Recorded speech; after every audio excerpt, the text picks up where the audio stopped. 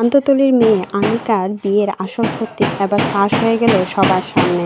নিজের মেয়ে হলে কখনো হয়তোবা এমনভাবে এত অল্প সময়ে এত ছোট মেয়েটাকে বিয়ে দিতে পারতো না। এখন যে অন্যের মেয়ে, তাই তো এখন নিজের ঘাট থেকে সরানোর জন্য এত অল্প বয়সে মেয়েটাকে বিয়ে দিচ্ছে। অথচ নিজের মেয়ে থাকলে কখনোই সেটা করতে পারতো না। এখন যে তার বোনের মেয়ে, তার জন্যই কিন্তু মেয়েটাকে এত অল্প বয়সে বিয়ে দিয়ে দিচ্ছে।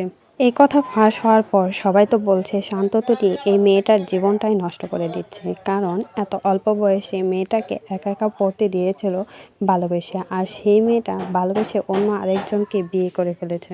এখন পর্যন্ত কিন্তু তারা কোনো মুখ খোলে নাই, এই বিয়ে নিয়ে কোনো কথাই বলে নাই শান্ততুলি। এটা কি আসলেই তার মেয়ে নাকি তার বোনের মেয়ে, সেটাও কিন্তু এখন পর্যন্ত বলা যাচ্ছে না। তবে তুলির সাথে কিন্তু তার মেয়ের আকৃতি অনেকটাই মিল রয়েছে। তুলি আর শান্ত কিন্তু তার মেয়েকে অনেক বেশি ভালোবাসে আর অনেক যত্ন করে রাখে। কেউ বুঝতেই পারবে না ওদের মেয়ে না।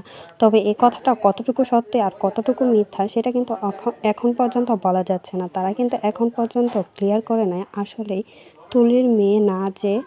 সবাই তো বলছে মেয়ে ভালোবেসে বিয়ে করেছে, তাতে কি হয়েছে, মেয়ে অল্প বয়স হতে পারে, এত অল্প বয়সেই কিন্তু পেকে গিয়েছে। এখন একটা পেজ খুলে দিবে আর সেই পেজ দিয়ে ভাইরাল হয়ে টাকা ইনকাম করে তাদের সংসার তারাই চালাতে পারবে। আর এটা নিয়ে কোনো ভাবারই বিষয় নেই, কারণ রাজশাহীর জনপ্রিয় কন্টেন্ট ক্রিয়েটার শান্ততুলির মেয়ে বলে কথা, সেটা তো হতে পারে না।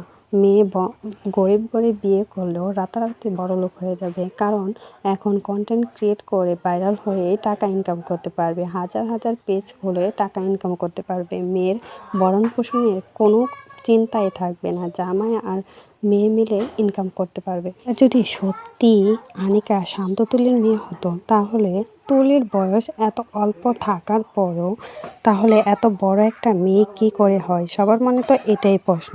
তো এই বিষয়ে যদি আপনাদের কোনো মতামত থাকে, সেটা কিন্তু অবশ্যই আমাদের কমেন্ট বক্সে কমেন্টে জানাতে বলবেন না।